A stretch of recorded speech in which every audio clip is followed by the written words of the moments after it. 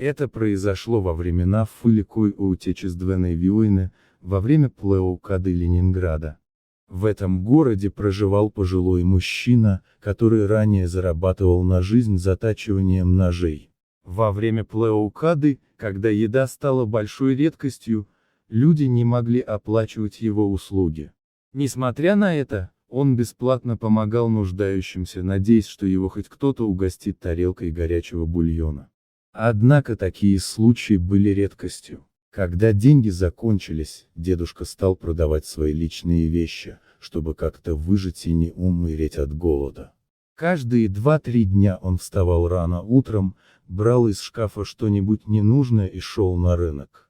В один из таких дней, когда он собирался выходить на улицу, услышал мяуканье на лестничной площадке. Подойдя к источнику звука, он увидел, как кошка испуганно убегает. На месте, где она сидела, лежала почти мертвая крыса, а рядом пищал ее маленький детеныш.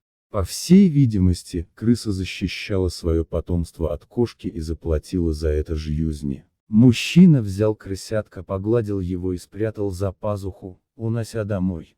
Грызун быстро привык к новому дому. Он регулярно искал еду на кухне, но там было пусто. Иногда его хозяин делился с ним остатками еды после обеда, но малышу этого было недостаточно, и он часто уходил на улицу в поисках пищи. Судя по всему, он находил ее, так как рос и набирал вес. Мужчина, чтобы скоротать время, начал дрессировать своего нового питомца. Он учил мышонка приходить на зов, переносить мелкие предметы и вставать на задние лапы. Хотя мало что удавалось, это было не для результата, а чтобы отвлечься от голода и одиночества. Со временем наступили тяжелые времена. Мужчине не удавалось обменять ничего на еду. Зимние вещи он продал давно, а летние никому не были нужны. Примерно через неделю дедушка осознал, что долго так не протянет. Чтобы не сойти с ума от одиночества и голода, он долго разговаривал со своим домашним питомцем. Вскоре он мог делать это только лежа, так как силы приходилось экономить. Вдруг крысенок исчез. Прошло 2 дня, и его все еще не было. Мужчина подумал, что грызун нашел другое место, где его кормят. Но на 3-й день малыш вернулся. В его зубах было что-то блестящее. Приглядевшись, мужчина понял, что это старинная серебряная монета. Используя последние силы, он оделся и пошел к знакомому антиквару. Там ему удалось обменять монету на немного крупы, которую он растянул на почти месяц.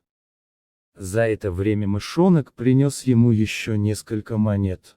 Теперь мужчина был уверен, что не умрет от голода.